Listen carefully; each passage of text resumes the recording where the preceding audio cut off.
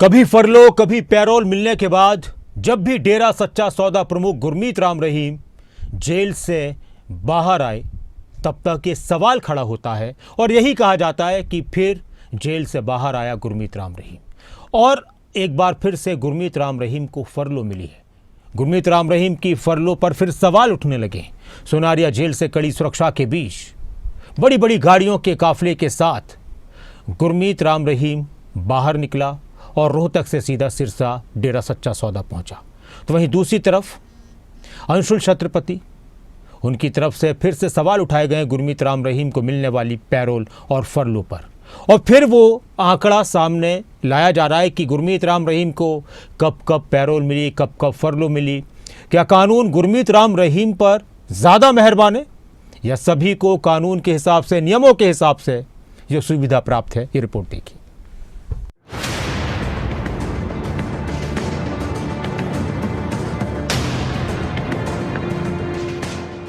डेरा सच्चा सौदा प्रमुख गुरमीत राम रहीम एक बार फिर जेल से बाहर हैं। सुबह रोहतक की सोनारिया जेल का गेट खुला।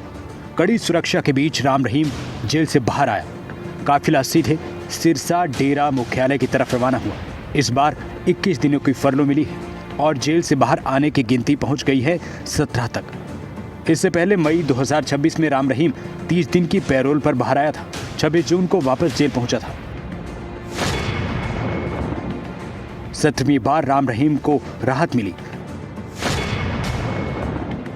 राम रहीम को 21 दिन की फरलो मिली। सोनारिया जेल से बाहर निकला डेरा प्रमुख अंशुल छत्रपति ने रिहाई पर जताई आपत्ति। पैरोल फरलो में पारदर्शिता की मांग। कानून सभी के लिए समान होना चाहिए। राम रहीम की बार बार रिहाई पर पीड़ित परिवार भी सवाल उठाता रहा है। पत्रकार रामचंद्र छत्रपति के बेटे अंशुल छत्रपति ने पहले भी पैरोल और फरलो की टाइमिंग पर और इस पूरी प्रक्रिया पर सवाल उठाए हैं। आरोप रहा है कि बार बार राहत देने से व्यवस्था में निष्पक्षता पर सवाल उठते हैं। तो कहीं ना कहीं ये सवाल है हमारी न्यायपालिका पे कि अगर मर्डर से जुड़ी अपीलें सुनी जा सकती हैं तो रेप से जुड़ी अपील क्यों नहीं सुनी जा सकती, उस पर सस्पेंशन ऑफ सेंटेंस की एप्लीकेशन क्यों सुनी जा रही है। दूसरा कि ऐसा क्या बड़ा हुआ है, राम रहीम एक अपराधी है, इससे ज़्यादा कुछ नहीं।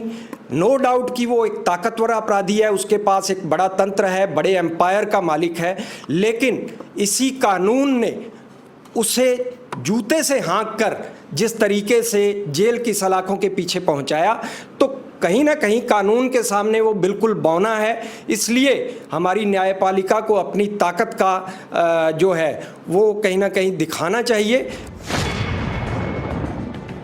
राम रहीम की रिहाई पर पूरी टाइमलाइन क्या है?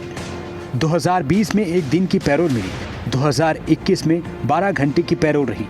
2022 में 3 बार मिली। 21 दिन की फरलो, 30 दिन की पैरोल और 40 दिन की पैरोल। साल 2023 आया। 40 दिन और 30 दिन की पैरोल अलग अलग वक्त पर मिली। 21 दिन की फरलो अलग से मिली। 2024 में 50 दिन और 21 दिन की फरलो मिली। 20 दिन की पैरोल रही। 2025 में 23 दिन और 21 दिन की फरलो रही और 40 दिन पैरोल पर राम रहीम बाहर रहा। 2026 आया है जहां 40 दिन और 30 दिन की पैरोल पहले मिल चुकी है और अब 21 दिन की फरलो मिली है। अब बात उस मामले की जिसमें राम रहीम जेल में बंद है। राम रहीम को 25 अगस्त 2017 को 2 साथियों से रेप के मामले में दोषी ठहराया गया। 28 अगस्त को दोनों मामलों में कुल 20 साल की सजा राम रहीम को सुनाई गई। रंजीत सिंह हत्याकांड में मिली उम्र कैद से 2024 में हाईकोर्ट ने उसे बरी किया। पत्रकार रामचंद्र छत्रपति हत्याकांड में भी 2019 की उम्र कैद की सजा मार्च 2026 में हाईकोर्ट ने रद्द कर दी। हालांकि छत्रपति के बेटे की अपील पर सुप्रीम कोर्ट ने अगस्त 2026 में सुनवाई मंजूर की है। ब्यूरो रिपोर्ट, खबरें अभी तक।